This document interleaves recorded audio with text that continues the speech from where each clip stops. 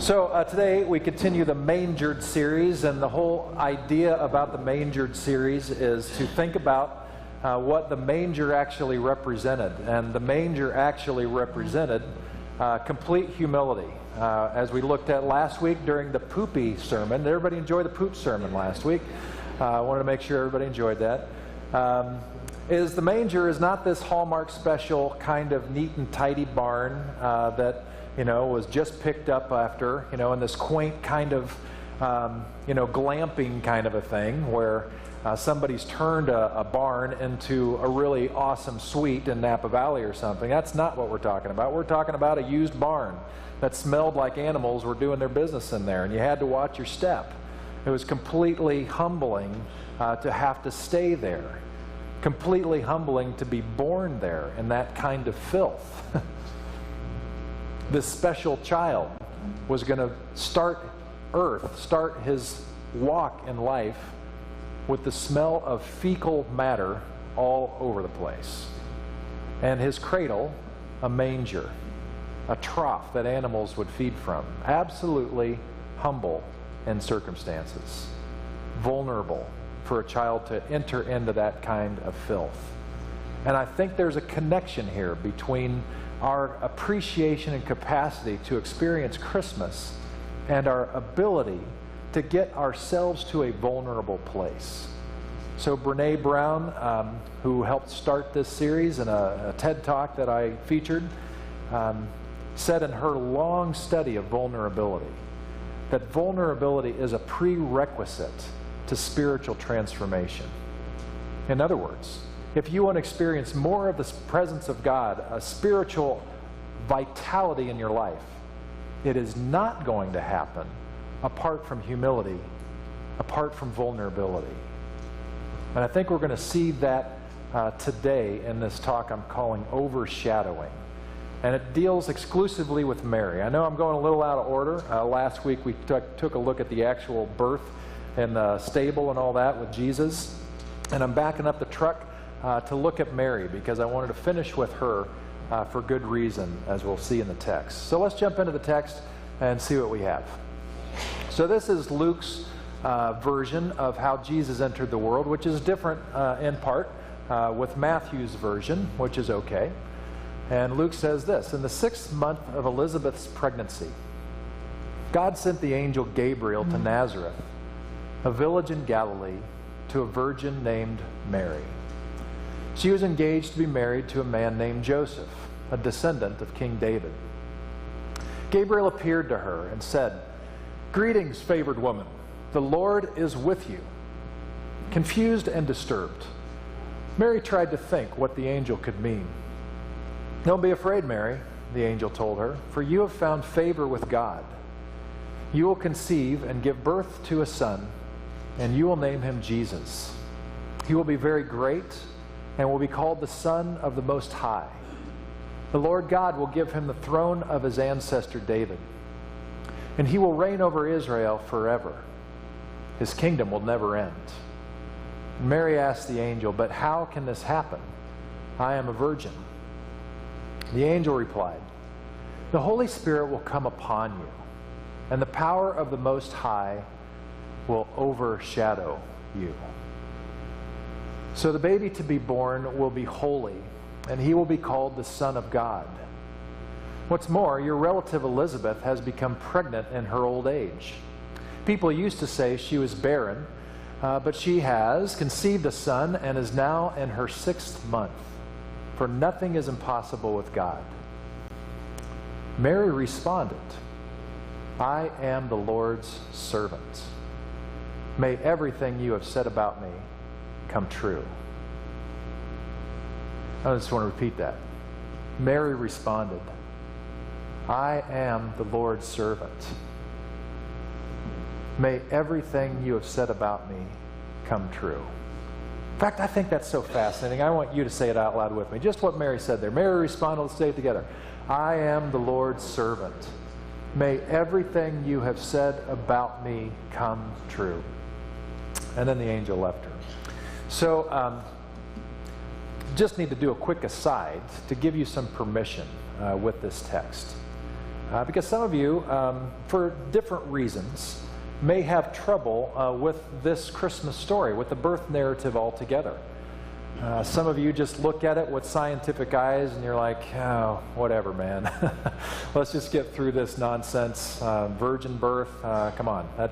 That doesn't happen, probably didn't happen, and so you're thinking just from a purely scientific perspective, I have trouble believing this stuff.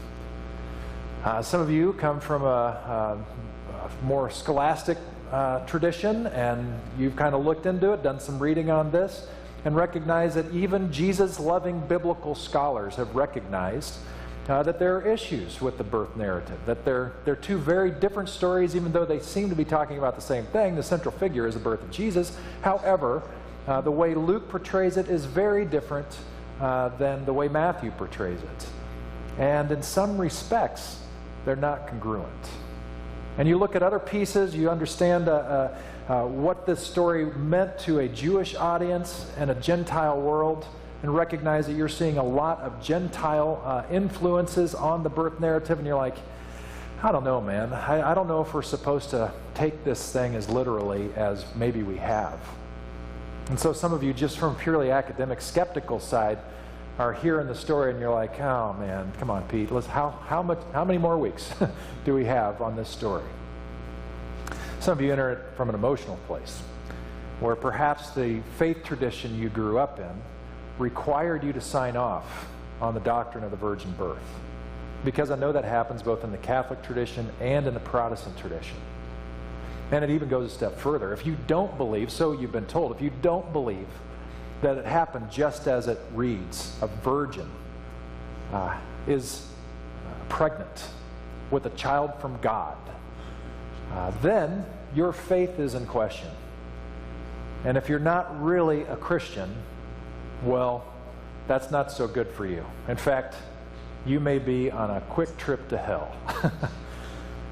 And you've heard that. And some of you literally have been told that. And then it goes a step further. Not only will you go to hell if you are not a true Christian, and this is part of being a true Christian, you've been told, but we're going to make your life feel a little bit more like hell because we're going to remind you that this is what you need to believe, and if you don't, we're just going to remind you for the rest of your days, this is your final destination. And so some of you come into this whole season and story with more of an emotional baggage kind of a thing. And what I want to tell you is it's all right. It's okay. It doesn't ruin your Christmas. In fact, my encouragement to you is simply this. Don't throw the baby out with the bathwater. Allow Luke to do Luke's thing. Allow Luke to tell you a story. Because he's trying to tell you something about the nature of God. He's trying to tell you something about this kid that was born. And he's trying to give us a picture of something that we see in Mary. And if we get too caught up in our criticism of the story itself, we're going to miss the beauty and the treasure that lies therein. And that's where I want to take you today. So for this whole season, as I mentioned, I've been struck by vulnerability. And with this particular passage today, I'm amazed at how quickly, just taking the story at face value, how fast Mary got to her position. Because Mary got to, I am the Lord's servant. She got to yes very, very quickly. And I don't think it's because she was a giddy young schoolgirl kind of a thing and didn't know any better. I think she was well aware of what was being stated to her. And that's what makes it so remarkable to me. So our best guess about Mary's age is that she's somewhere around 13 years old. Give or take a year. Could be 12, could be 14. Let's just go in the middle and call it 13. So she's a young woman. When she hears that she's going to become pregnant, and not in the old-fashioned way, she knows what that means. She knows what's coming for her. She knows that that means that her days are going, even though this is really good news, there is a whole lot of bad news that's going to accompany the good news. She knows that she already doesn't have many rights as a young, very poor woman living near the Sea of Galilee. She's dirt poor. Your honor, your integrity is all you've got. And now you're going to be pregnant. She'll hide it for a little while, but eventually people are going to know. And religious people aren't always famous for being graceful. And she had a pretty strong hunch that this was not going to go over well with whoever she told. What are her friends going to say? What are her relatives going to say? What are her parents going to say? Do you think there was a baby shower held for Mary? You know, even in the Christian tradition, even up till now, this was the case in our church here. Until, I don't know, several years ago, we changed our thinking on it and policy on it because we finally thought about it.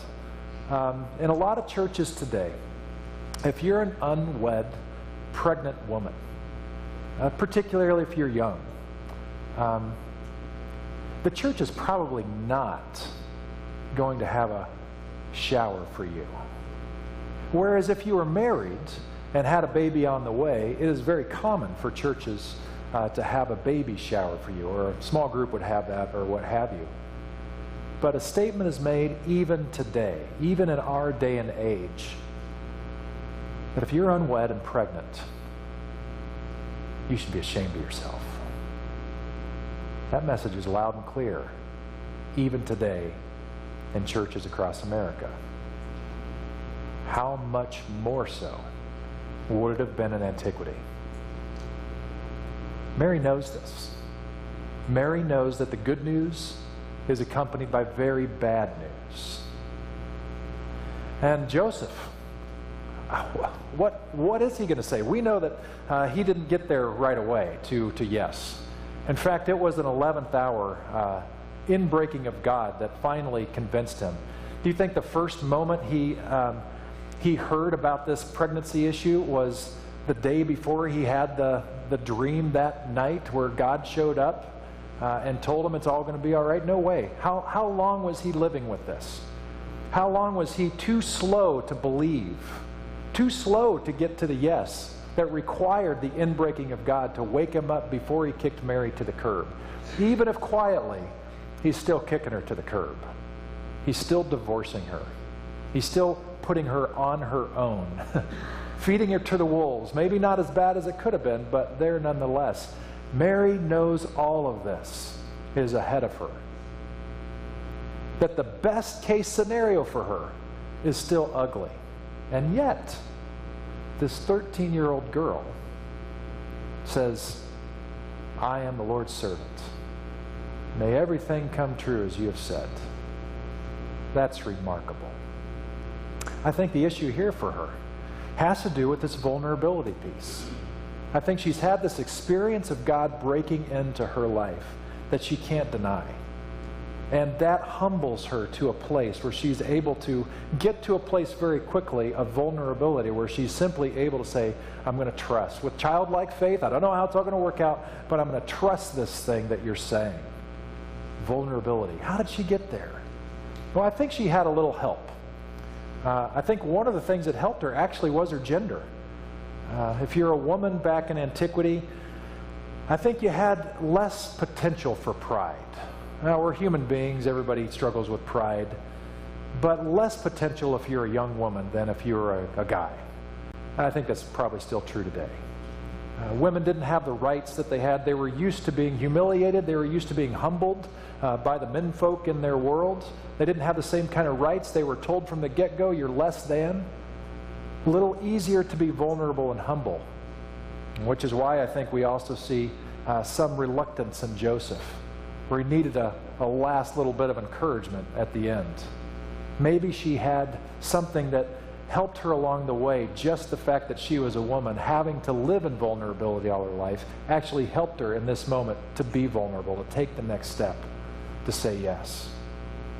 As I'm thinking about Mary and what she said yes to, I'm thinking about what Jesus would say in one of his greatest sermons that's related to what Mary was experiencing. So check this out on the next slide. I give you the same passage in two different translations. So this is toward the end of his what's called the Sermon on the Mount. And it says, you can enter God's kingdom only through the narrow gate. The highway to destruction is broad, and its gate is wide for the many who choose that way.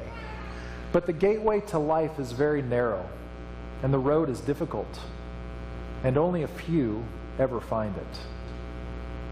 Don't look for shortcuts to God. This is the Message translation of the same verse. Don't look for shortcuts to God. The market is flooded with surefire, easygoing formulas for a successful life that can be practiced in your spare time. Don't fall for that stuff, even though crowds of people do. The way to life, to God, is vigorous and requires total attention. Do you get what Jesus is saying here? He's saying, just catch this. He's saying a lot of people aren't going to get this. And a lot of people aren't going to get this because it's going to be difficult. And so if you see a lot of people saying that they're getting it and it doesn't look that difficult, you got to wonder if they're really getting it at all. Gilbert Foster, a friend of our church, our liaison to our work in Africa, he taught when I was on vacation back in September, and he just quickly alluded to this passage. I don't know if you remember, but he said something like this. He said, if your faith is really easy for you, maybe you're not really living the faith. Because the road is hard, and there aren't that many people on it. How do you feel about that statement? I wonder if Mary kind of knew this going in. I wonder if she went into this thing with eyes wide open. But in our culture, where we like things quick and easy and comfortable, I think probably more than ever, we are seeing this unfold before our eyes. In fact, I will get on Gilbert's bandwagon, and I will say this to you, that if your faith is a cakewalk, if it is not challenging you in any way, that probably means one of two things. It either means that you are so dialed in to the very Spirit of God that pretty much everything in your being, in your mind, and your behavior is so aligned with God that there is nothing to be challenged with. That could be one possibility. And if it is, awesome. I want to come walk with you and learn from you. But the other possibility is this, that if your faith is not challenging you at all, or not much, and your life is pretty comfortable, and your faith is pretty easy going, it probably means you stopped paying attention. Because the way is narrow, and it's tough. So why would Mary do this? Knowing going in that she was saying yes to good news that was going to carry so much bad news. I think it has something to do with this overshadowing piece. I think Mary knew very well what was likely to overshadow her going in. There was going to be a lot of shame. There was going to be a lot of guilt tried to be thrown upon her. A lot of embarrassment, a lot of whispers in the marketplace, a lot of dirty looks from friends, scorn from her parents and Joseph. She knew all this stuff was going to overshadow her next few chapters in her life, and the next few months for sure. But I think there was another overshadowing that was going to overshadow what was overshadowing her. And I think that's the presence of God. I think in that moment when she said yes to that invitation from Gabriel, I think she had a whole different view of what was really before her. And what was really before her was, I get to be a part of this thing that God is doing. God is breaking into history. This is, by the way, historically, in that time, they thought God went silent. They thought God went mute. They hadn't heard God speak for a long, long time. They thought that God had kind of left the building. And so for Mary to think that God was showing up now, this was a huge opportunity. And she wasn't going to miss it. And she was in the moment. How could you not be? That overshadowing of the Spirit of God in that moment, she knew was big enough to overshadow all the stuff that was going to overshadow her coming forward. You get what I'm saying here? There are things in our life that have overshadowed us. Pain in our life, stuff in our life. Mary knew that, had her own stuff, but something bigger was going to overshadow all of that. You know, Paul, the apostle, he gets into a teaching to the church in Philippi. and he's speaking to them about how to stay in the zone, to make sure that you're not falling into that wide path that doesn't really go anywhere, feels like it's right because it's comfortable, but it's actually leading toward destruction. He gives a pointer to the church in Philippi about how to stay on the narrow path that actually leads to life, even though it's difficult and challenging. In the next frame, we get this. He says, firstly, don't worry about anything. Instead, pray about everything. Tell God what you need and thank Him for all He has done. Then you will experience God's peace, which exceeds anything we can understand. And by the way, I just want to point out how brilliant this is. First he says, tell God what you need. Quick quiz. Does God not know what you need? Do you need to tell God what you need? To clue God in, this is what I need? Is that really necessary for the God who knows everything? No. That means that telling God what you need is more about you and me needing to get it out, to say out loud, this is what we're thinking, so that God can actually work with it. How many of us keep thoughts to ourselves, keep stuff pushed down, thinking that we're, keeping them from God? You know what we're really doing? We're keeping them from being workable things that God can take advantage of. Paul early on is saying, let's get this stuff out on the table. Admit to God, this is what you want. God, I really want that Ferrari. Or in my case, a Tesla would be fine. Any of you looking for a last-minute Christmas gift for me, a Tesla is just fine. But anyway, I want to be honest with you, God, I want the Tesla, right? And as soon as it's out on the table, then God has the opportunity to work with that and say, well, Pete, other than the fact it's an amazing car, why do you want the Tesla? And what does that really mean? And what does that mean for your finances? And blah, blah, blah, blah. All these things. But as long as I keep it inside, as long as it's just my thing, God has no access to it because I've closed God off. So Paul says, tell God what you need and thank Him for all He has done. So we have a posture of gratitude that God has been with us all this time. Then Paul says this thing, then you will experience God's peace, which exceeds anything we can understand. His peace will guard your hearts and minds as you live in Christ Jesus. This attitude of prayerfulness and connectedness with God. A humility that says, God, this is what I need. I'm being honest with you. This is what I want. Tweak it if you need to, but this is what I want. And I'm grateful for what you're doing with me. And then Paul takes it a step further in the next slide. He says, and now, dear brothers and sisters, one final thing. Fix your thoughts on what is true and honorable and right and pure and lovely and admirable. Think about things that are excellent and worthy of praise. Keep putting into practice all you learned and received from me, everything you heard from me and saw me doing. Then the God of peace will be with you. You know what Paul's getting at here? He's saying surround yourself with the things that are like God. Surround yourselves with the ideas, and surround yourself also, by extension, the people who are thinking in this same way. Think about Mary at that moment. Now Mary had an advantage. The advantage Mary had was she was ostracized. If she would have hung out with all the people who were telling her what a loser she was and how much of a disappointment she was, my guess is that she would have stayed in disappointment land and would have grown up with that hovering over her and informing every one of her steps. But most of the time she hung out with Jesus all the way until He died. Jesus and His followers. And if there's anybody who modeled all of these things, it had to be Jesus. She was surrounded with it.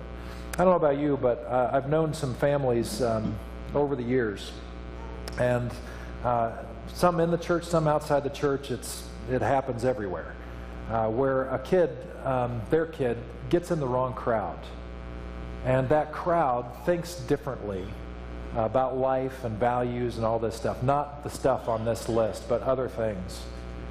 And before you know it, the kid starts to look more like the other things that the community is engaged in rather than these things. Even if a kid is raised knowing that this is right, the community has a capacity to transform that, to almost make a person deaf to this or to forget about it at least. And people find their children in places which are incredibly painful. And sometimes they land in a terrible hole that is very difficult to get out of. This happens. But what Paul is saying is you focus on this stuff. And this stuff helps you stay on that narrow path that leads to life, even though it's hard. And by the way, Paul was very aware of the bad news that comes with the good news. This is a guy who said yes to following this Jesus. And what that meant for Paul is he got the snot kicked out of him on occasion. He had some awesome stuff happen too, no doubt about it. But remember, this is the guy that got thrown in the dungeon, that was known for his fine singing voice while he was in the dark, dingy dungeon, because something was happening to him. Something was overshadowing his suffering, his pain. And I'm telling you, it's the peace of God. It is the peace that passes understanding. Even while he was in prison, he was not apart from the God who was giving him breath. And that reminds me of what we talked about just a couple weeks ago. It has to do with the Hebrew understanding of humanity. Remember that?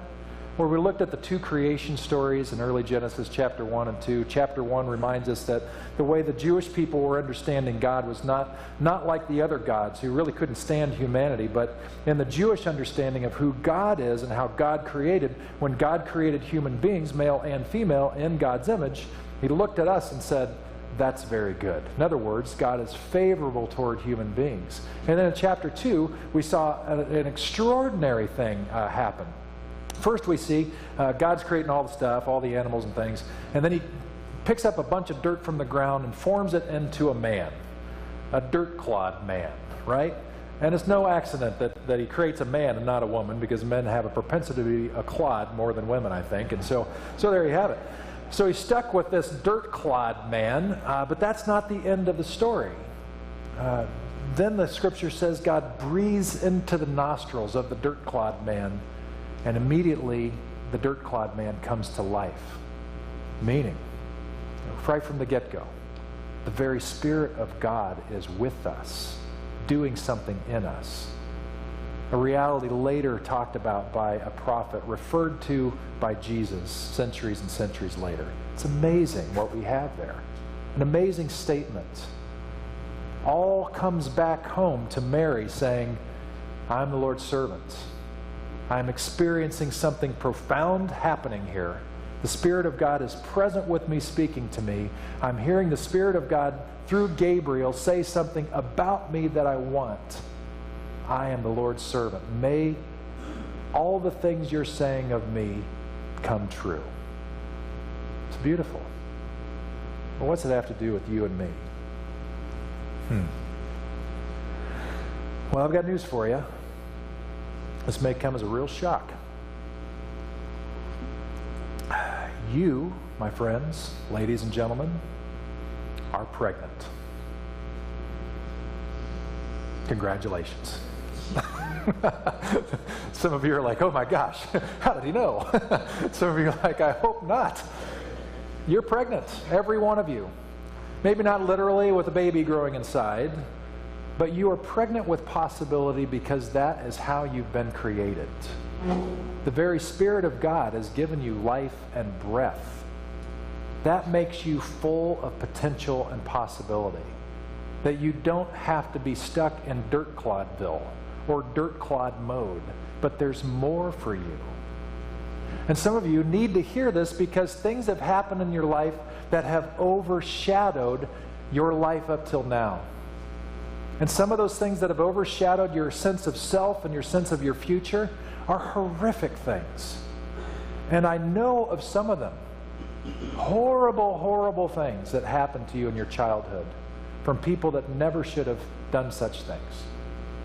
Things that were said to you as a child that have stuck with you all the way through your life. And that's true of some of you who are in your 20s all the way to those of you in your 80s and above. That stuff sticks. Some of you, the terrible thing may have happened to you in adulthood. For some of you, it was something that happened from some other person that in some way violated your holiness, violated your preciousness in God's eyes, took some of that away, blinded you to it at the same time. And some of you, for whatever reason, you made the decision to live as a dirt clod more than a spiritual person that you are.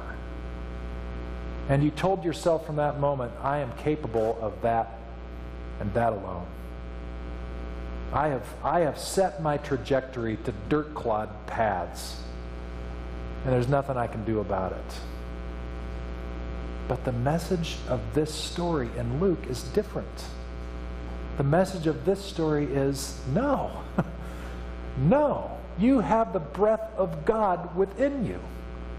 And that means inherent power, possibility, a future, an overshadowing of all that has overshadowed you to this point. For some of you, there's just a spark in you that's saying, I hope that this is true. Because some of you are going through hell right now. And you are facing down fears and frustrations. They keep you awake at night. They keep you going through the roll aids at record pace. Your stress level's never been higher. You fear the future. And what I'm telling you is, as overshadowing as that may feel, there is a bigger overshadowing that can take place for you. And it comes from the very heart of God. It is the peace of God that passes understanding. It is bigger than the pain you're going through. It is bigger than the pain of your past. It is bigger than whatever pain you will face in your future. I'm telling you, the road to get to that kind of place is difficult. There aren't that many people on it because it's difficult, but it's right and it's good and it takes you to life. The irony is the path that most of us take is the path of least resistance, where we don't look for the challenges, we avoid the challenges, we avoid the hard things that would actually help us, and it feels like we're really living because we're pain-free. But the pain-free is simply a lie. It doesn't take us to life, it takes us to more and more of a dirt-clod experience. But the Jewish understanding of how we're created, which was certainly the way that informed Mary and certainly Jesus talked about, is one that has us say yes to the Spirit of God and where that's going to take us, because that opens us up to all who God is and all of the power God possesses to overshadow all of the things that have been overshadowing your past and your projection of the future. That's powerful. And so my question for you is, what is God asking you to say yes to today? What has been overshadowing you? That God is now inviting you pregnant people, to say yes to allow something to be born anew in you by the Spirit of God. What is that thing? Now, for some of you, it's a very big yes. For some of you, you've never really taken seriously this whole following Jesus thing. You just thought, oh, well, whatever. I'll like one of the readings that from Eugene Peterson in the Message. It's, I'll put about 2 hours into this thing, and that's probably enough. And now you're realizing that, nope, there's a bigger yes required. If you really want what this thing's all about, it's a bigger yes. In fact, it's your life. And it's finally coming home to you now. That you are being asked the same thing Mary was being asked. To lay it on the line, to trust, to say yes to following in these footsteps of Jesus. Because they lead to life, even though it's hard. So what's your answer? Now, some of you, it's a much smaller yes, just as significant, just as terrifying. But for some of you, it could be as something as challenging as an addiction. To maybe your first step today is to realize, I am not in control of my own life. I got to do something about this. And so your yes is to simply say to yourself and to God, I've got a problem. And I need help moving forward. For some of you, it might not be an addiction thing, and addictions can be all sorts of things. For some of you, maybe it has to do with your emotional life, your attitude. Maybe you are the person that has a problem with anger. And you have figured out a way to stay safe your whole life. Very comfortable. And it goes like this. When things start to get a little tense in conversation, or there's conflict that's starting to arise, you know exactly what to do, at what measure, to make sure you stay protected and invulnerable. Might start with this. Might be a furrowed brow. Your voice might get a little bit louder because you want people to know you don't like where this is going. And before you know it, the conversation you are in goes a different direction. You saved the day. You have learned how to be invulnerable. But maybe the Spirit of God is saying to you, well, that's wonderful, Claude-like behavior. But you were made for more. And the Spirit of God has more for you. And maybe the yes that God is looking for you is simply, I want you to give this over to me. Because even though you think it's protecting you, it's actually keeping you from being human in all of your glory and beauty. It's damaging the relationships around you. They are becoming more and more shallow and safe. More and more not relationships. Maybe that's your thing. Maybe it's your pride. Maybe it's your, I don't know what. But here's what I do know. I know the Spirit of God is alive and at work and constantly working in every one of us, calling forth a yes to something that is going to take us deeper into life. It's going to redeem broken places, heal the mess, and allow us to live, really live. And I'm wondering what that whisper is for you. I want to tell you, I know that this peace stuff is true from my own experience. There have been many times in my life where I've been going through hell and I practiced this stuff and it actually worked. And here's the thing, I bet that that's been true for a lot of you. Am I right about that? Have there been times in your life where it's been tough and somehow you turn to God and you pray to God and God actually shows up and gives you strength and peace? Has that ever happened to you? I see just about every head nodding to some degree. And you remember, even if you don't actually know the verses, you know that what Isaiah had to say about this stuff is true. He said at one point, he said, God trades beauty for ashes, strength for fear, gladness for mourning, and peace for despair. And you hear that and you're like, that is true. I have experienced God giving me peace I should not have had. Strength I should not have had. I was glad even in the midst of mourning. But I can tell you also that there have been other times when I've chosen not to listen to the question and chosen not to say yes to God and have experienced the absence of that peace as well. Because I have closed off whatever God wanted to do with me.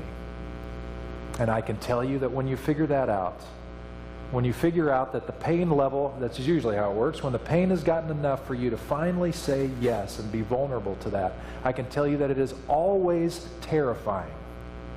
Because that means that you're letting something go in favor of something else.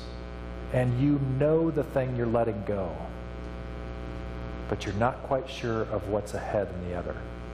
Except this. As Mary trusted. She trusted God was at work, that God was good, that God could be trusted, which allowed her to say, I'm the Lord's servant, and may everything you've said about me come true. Do you have the capacity to pray that prayer today? May everything you, God, have said about me come true. What a bold, beautiful prayer. Do you want that prayer? Do you want that life? Because it's here. It always has been. And you get to say yes, maybe for the first time, maybe yes anew today. And I'm wondering if you will.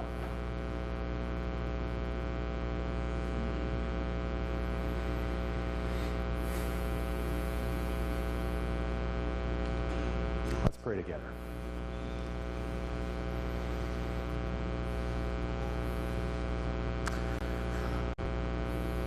So God, I am trusting that your Spirit is quite at work.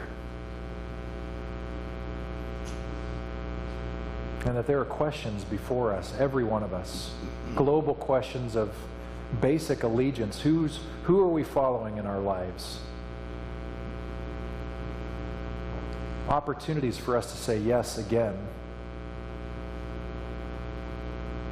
And I'm guessing, God, that there are also some very specific invitations to say yes before all of us right now. They might seem insignificant, but they are yeses. They are questions all the same. And I'm asking, Spirit of God, in our silent prayer, that we would have clarity on what you're asking us to, what you're inviting us into. Pray that we would be honest about our anxiety and misgivings. And then I would pray, God, that we would have an answer for you. So, congregation, God's in the house. God's messing with you. God's inviting you into something that's in line with who God is. What is it? What is your response? Take a moment in silent prayer and figure it out.